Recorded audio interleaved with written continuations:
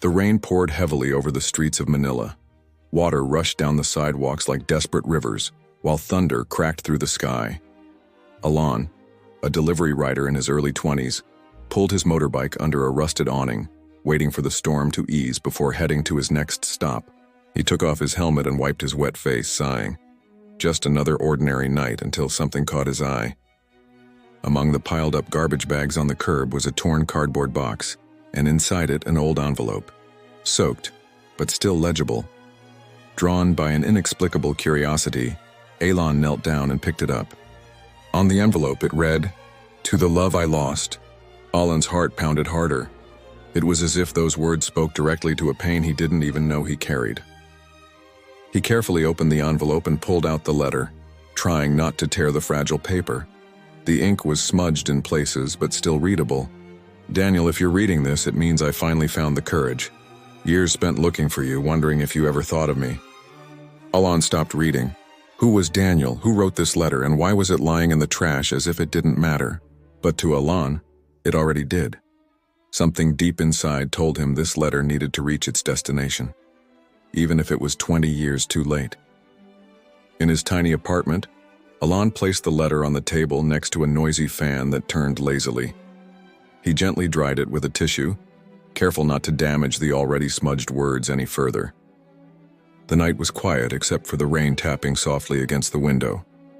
Alon sat down, took a deep breath, and read the entire letter. Every line was drenched in longing. The woman, Mayumi, wrote of a deep love, a painful farewell, and a secret she never had the courage to reveal. She mentioned a summer in Siargao, tall waves, promises made in the sand, and a child the recipient might never have known existed.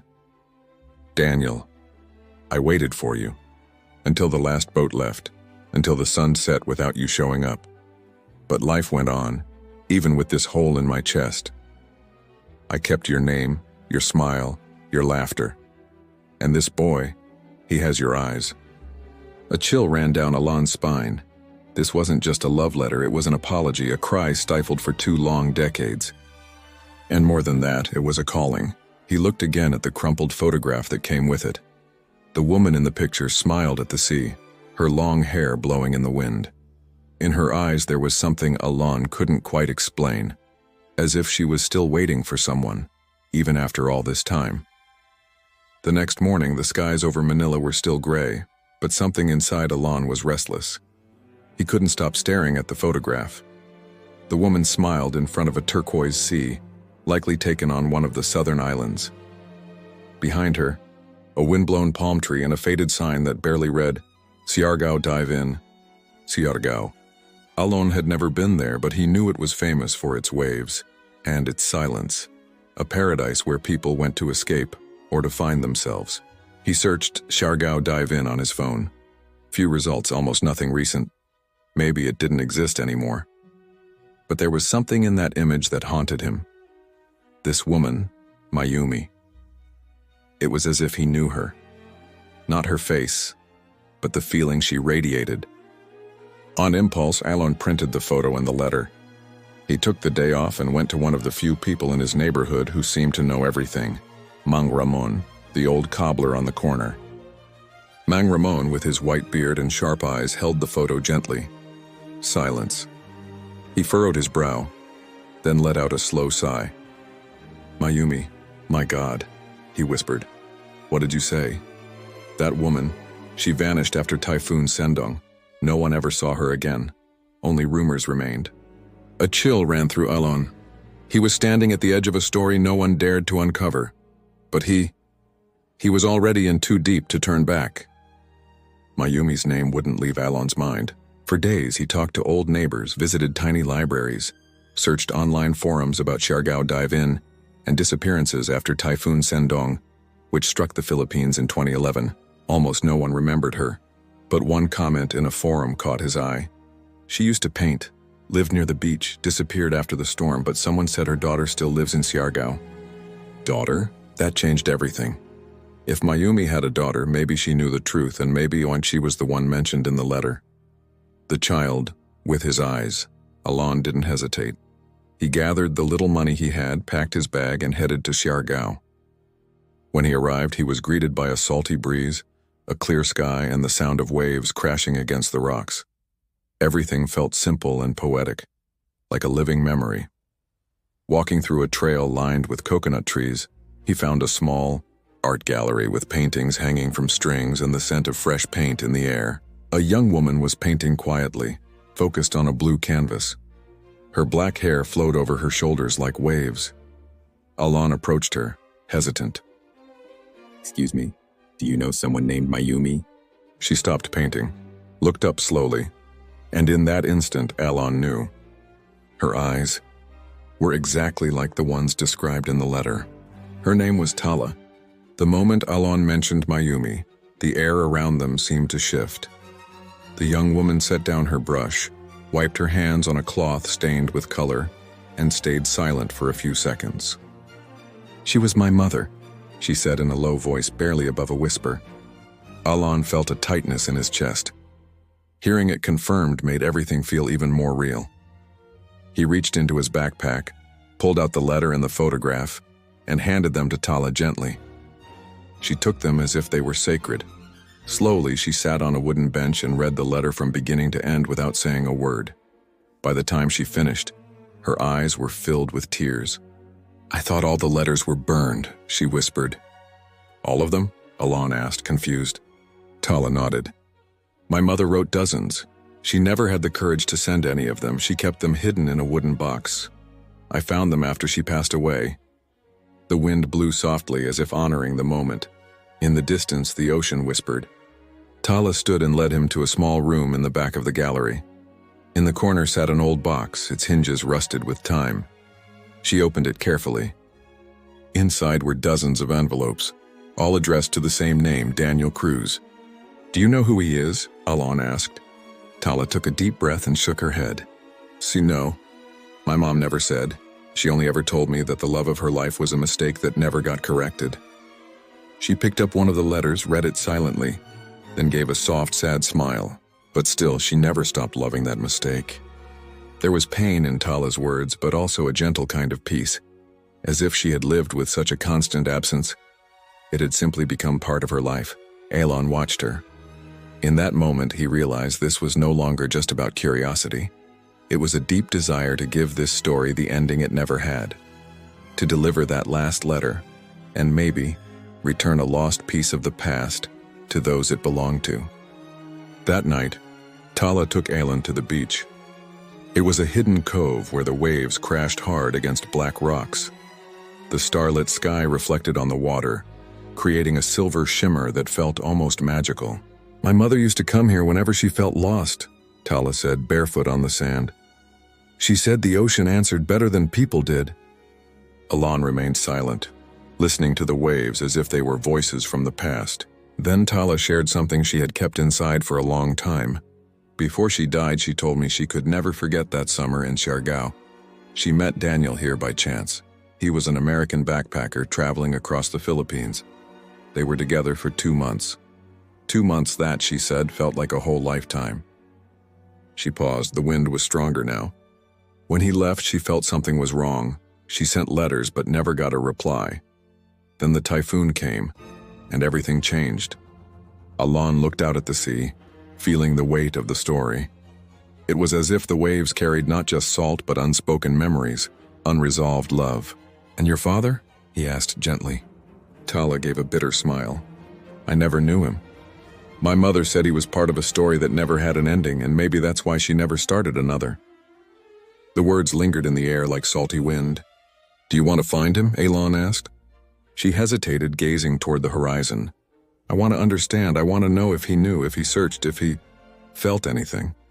Alon nodded. In that moment, he understood that the search for Daniel wasn't just about answers. It was about identity, about peace, about giving this story the ending it deserved, the one life had denied. The next morning, Tala and Alon sat on the gallery's porch, surrounded by yellowed envelopes and letters that had never reached their destination.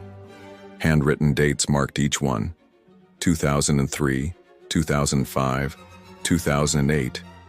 as if Mayumi had kept that love alive year after year, in silence. She wrote after dreaming of him, Tala said, holding one letter gently. She'd wake up feeling like he was nearby, breathing the same air. Each letter revealed a different side of Mayumi: hope, frustration, forgiveness, and longing. Some talked about Tala's childhood, her fevers, her first steps, and every letter ended the same way. If only you knew. Alon, moved by the words, felt as though he knew Mayumi. As if this woman he had never met had left pieces of herself in every sentence. "We have to find Daniel," he said firmly. Tala nodded, and then something unexpected happened. Inside one of the letters, they found an old napkin with a faded bar logo, Sunset Drift El Nido, and a handwritten note, where he said he'd return. It was a clue, small, nearly forgotten, but enough. "El Nido," Tala whispered, gazing into the distance. "Do you think he might still be there?" Alon gave a quiet smile. "Only one way to find out." They both knew this journey wouldn't just be physical, it would be emotional, a crossing between what once was and what might still be. El Nido welcomed them with blazing sun, crystal-clear waters, and a silence that felt almost spiritual. It was hard to imagine a piece of the past hiding in such paradise. Tala held the original letter, the one Alon found in the trash. Now protected in a plastic sleeve, the paper felt lighter than the weight it carried. They asked about Sunset Drift around the villages, speaking with fishermen, bar owners, even tricycle drivers. Most furrowed their brows, trying to recall. That bar closed about 10 years ago. There was a foreigner who played guitar there every night. Daniel, Cruz, maybe. There was a gringo who stayed around here for a while. Each vague answer made Tala shrink a little, but Alon pressed on. Eventually they found an elderly woman named Aling Corita, owner of a small souvenir shop by the shore. When she heard the name Daniel Cruz, her eyes widened.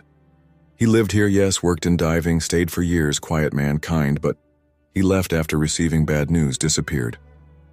"Bad news?" Alon asked, tense. She nodded. "A letter. Someone handed it to him on the beach. I remember because he cried, took the boat that same day." Tala felt her knees weaken. She tried to reach him. But the letter didn't come in time, or maybe it did and wasn't enough. Aling Corita sighed. "I heard he went back to Baguio, had friends there, maybe.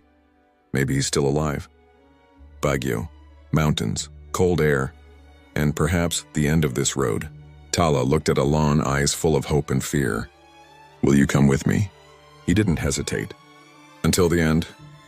Baguio's mist hugged the streets with a soft, steady chill. The contrast with El Nido's humid heat felt symbolic, as if to warn that this ending would not come easily. Tala and Alon wandered the narrow hills, asking about Daniel Cruz in old cafes, markets, and churches. Most shook their heads until a security guard at the botanical garden stepped forward. "Daniel? Yeah, I think I know him. He comes here sometimes, sits and sketches flowers." It felt surreal. The man who haunted so many letters, living quietly among orchids and pine trees. The next morning at sunrise, Tala and Alon returned to the garden. They waited. The air was damp. The birds echoed their songs through the trees. Then he appeared. Gray hair, tired eyes, a sketchbook in his hands, Daniel Cruz. Tala stood, but her legs faltered. Alon held her arm gently and whispered, "You can do this." She walked slowly toward him. When she stopped in front of him, Daniel looked up, as if seeing a ghost from the past. "Mayumi," he whispered, dazed. Tala shook her head, teary-eyed. "I'm Tala, your daughter." The world stood still. Daniel brought his hand to his mouth in disbelief. Tears came without warning. He dropped to his knees. Mayumi's letter trembled in Tala's hands. "She tried to find you, until the very end." Daniel wept. But it wasn't only grief. It was guilt. It was forgotten love. It was the echo of a life he never knew he lost. Tala embraced him. For the first time in her life, she held someone who carried half her blood, and a piece of the love that never died. Days after the reunion, time felt permanently changed. Baguio, with its cool air and quiet mornings, had become the setting for something sacred. Not just an ending, but a beginning. Tala spent more time with Daniel, discovering the little things life had stolen from them. His love for strong coffee, his habit of sketching his emotions, the way he whistled old songs when nervous. No formal apologies were exchanged. They weren't needed. The hugs, the shared silences, and the simple "I'm here now" said more than words ever could. One afternoon, Alon found Tala sitting by a lake, a notebook open in her lap. She wrote slowly, as if stitching back pieces of something broken. "Is it a letter?" he asked. Tala smiled. "Yes, but not for him." She kept writing, speaking softly. "It's for myself, to remember that pain doesn't erase love, that even absence teaches, and that even interrupted story can begin again." She finished the letter, closed the notebook, and looked at Alon. "Do you think my mom is watching this from somewhere?" He nodded, smiling gently. "I think she never stopped." As the sun dipped behind the mountains, Tala released the letter into the wind, like a prayer sent into the sky. And in that moment she knew. Her mother's story didn't end in absence, it began again with an unexpected presence. Life often reveals itself in fragments, little signs, coincidences that seem random but deep down carry a calling. That's how it was for Alon. He didn't know Mayumi, never saw her, never heard her voice. But one crumpled envelope found in the trash on a rainy night opened the door to a story buried by time. How many truths are forgotten, waiting for someone to simply listen? What moved Alon wasn't just curiosity. It was a deep sense of connection, an intuition whispering, "This pain isn't just hers, it's ours. It's human." And that kind of sensitivity is rare. In a world that moves fast, where stories pass by like social media feeds, stopping to hear the whisper of the past is an act of courage. And when he arrived in Siargao, a place where time moves slowly, where the waves tell stories to those who know how to listen, Alon found more than clues. He found emotional inheritance. Pain passed down without words, silence inherited, and the eyes of a young woman carrying the weight of a love that never had closure.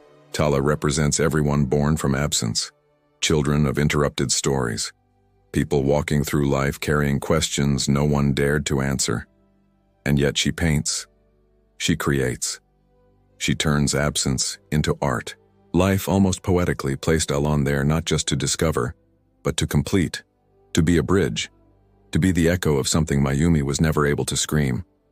This part of the story reminds us that not all connections need years to become meaningful. Sometimes a moment is enough, a look, a forgotten letter. And it shows us that there are stories out there, lost, waiting for someone, even a stranger, to care enough to listen. How many stories are hidden around us, just waiting for someone brave enough to hear them? How many stories are still lost out there, just waiting for someone to uncover them? And what if that letter had remained in the trash? What if Alon had just walked away? Maybe Mayumi would have been forgotten forever.